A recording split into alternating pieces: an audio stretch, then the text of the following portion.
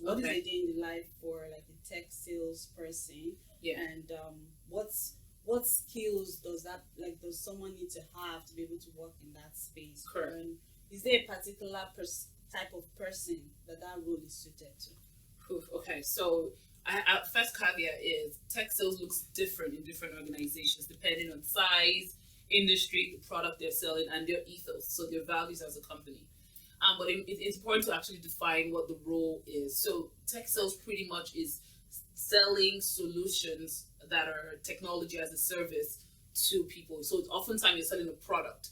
Sometimes you're selling people, like tech people sales, but mostly it's selling a product. And the way I look at it too, a lot of it, so in the tech sales umbrella, there are levels. So if an organization has a full sales department or a full sales org, it'll have business development representatives or sales or service development representatives. So those are early career where you're a lot of times qualifying leads. Some of it involves cold calling, cold reach out, sometimes dealing with inbound that comes through, say, a website or an event, and just qualifying those leads. Next up would be the account executive.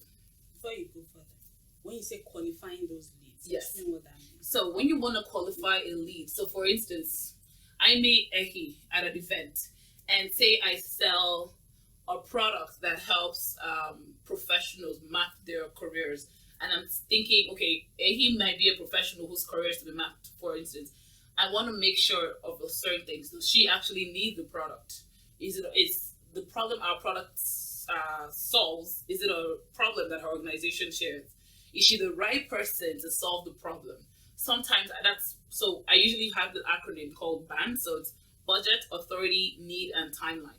So does this person have a budget for this product? Because sometimes you may have the need, but it's not a pressing need or you don't have the budget for it.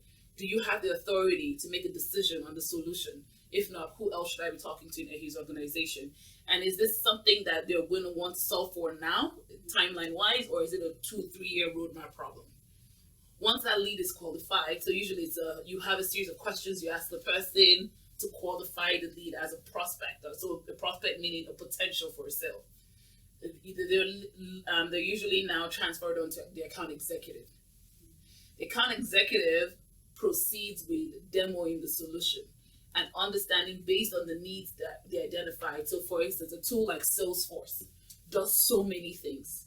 So, but if I find out that the customer's main pain point is figuring out how to put all their customers in one place, they don't care for how to market to them. In that demo, I want to focus on showing the customer how they can put all their leads in one place and how it's going to either save time, save money, or save resources on their team. Get them to understand the product and see what their life could look like with it.